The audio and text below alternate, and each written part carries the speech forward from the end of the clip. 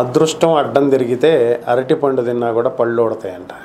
ఇది ప్రస్తుత పరిస్థితి అలాగే కనిపిస్తుంది. ఎవరికి? మనకు కాదు, కేజ్రీవాల్కి. పాపం ఢిల్లీ సీఎం లిక్కర్ కేసులో ప్రధాన సూత్రధారి అని చెప్పి ఆయన మీద ఆరోపణలు.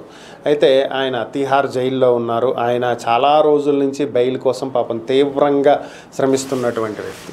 ముందుగా ఎన్నికల ప్రచారానికి బెయిల్ కావాలని చెప్పి తెచ్చుకున్నారు, వచ్చారు, ప్రచారం చేసుకున్నారు. సరే బెయిల్ ఇంకొంచెం ఎక్స్టెండ్ చేసుకుందాం అనేటువంటి ఉద్దేశంతో తల్లిదండ్రుల అనారోగ్యం దృష్ట్యా వాళ్ళని చూసుకోవాలని చెప్పి ఒక రీజన్ పెట్టారు. బట్ అవ్వలేదు, కోర్టు తిరస్కరించింది.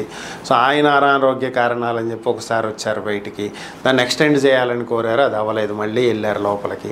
ఓవరాల్గా ఇలా బయటికి లోపలికి తిరుగుతూనే ఉన్నారు. ఫైనల్గా రౌస్ అవెన్యూ కోర్టు అయితే చివరిగా ఆయనకు బెయిల్ అయితే నిన్న గురువారం రోజు ఇవ్వటం జరిగింది. ఇంకేముంది, శుక్రవారం తిహార్ జైలు నుంచి కేజ్రీవాల్ బయటకు వస్తారు అని చెప్పి అందరూ భావించారు. అయితే అప్పటికే ఈడీ రౌస్ అవెన్యూ కోర్టును అడగటం జరిగింది ఢిల్లీ హైకోర్టులో అప్పీల్ చేసుకుంటానికి తమకు టైం కావాలని. కాబట్టి బెయిల్ అమలు ఇంకొక రోజు లేదా 2 రోజులు వాయిదా వేయమని, బట్ కోర్టు అంగీకరించలేదు.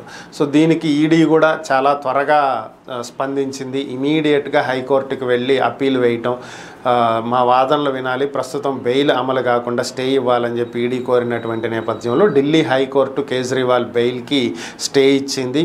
ఈడీ తమ వాదనలను పూర్తిగా వినిపించి ఢిల్లీ హైకోర్టు వాదనలన్నీ విన్న తర్వాత ఒక నిర్ణయం తీసుకునే వరకు కూడా ఈ బెయిల్ ఉత్తర్వులను అమలు చేయొద్దు అంటూ ఆదేశాలు ఇవ్వటం, ఇక ఏకంగా కేజ్రీవాల్ బెయిల్ ప్రస్తుతానికి వాయిదా పడినటువంటి పరిస్థితి. మరి ఈడీ తమ వాదనలో ఢిల్లీ హైకోర్టులో ఎప్పుడు వినిపిస్తుంది, ఆ వాదనలకి ఢిల్లీ హైకోర్టు ఎప్పుడు అంగీకరిస్తుంది, ఆ తర్వాత ఎప్పుడు కేజ్రీవాల్కి బెయిల్ ఇస్తుంది, ఎప్పుడు బయటకు వస్తాడు, ఇది అర్థం కాని విషయం. ఇక మరొక వైపు ఇదే రోజుతోటి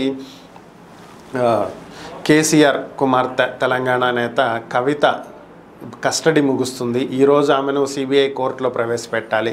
మరి ఈరోజు కవితక్కకు బెయిల్ వస్తుందా లేదా అని చెప్పి సోషల్ మీడియాలో చర్చలు జరుగుతున్నాయి. మరి ఓవరాల్గా మరి ఆమెకన్నా ఈరోజు బెయిల్ వస్తుందో లేదో చూడాలి. చాలా రోజుల నుంచి ఆమె కూడా కస్టడీలోనే ఉన్నారు. కస్టడీ పొడిగిస్తూ వస్తుంది కోర్టు. మరి ఇక ఆమెకు బెయిల్ వచ్చే అవకాశం ఉందా, మరొకసారి రిమాండ్కి పంపుతారా అనేది చూడాలి.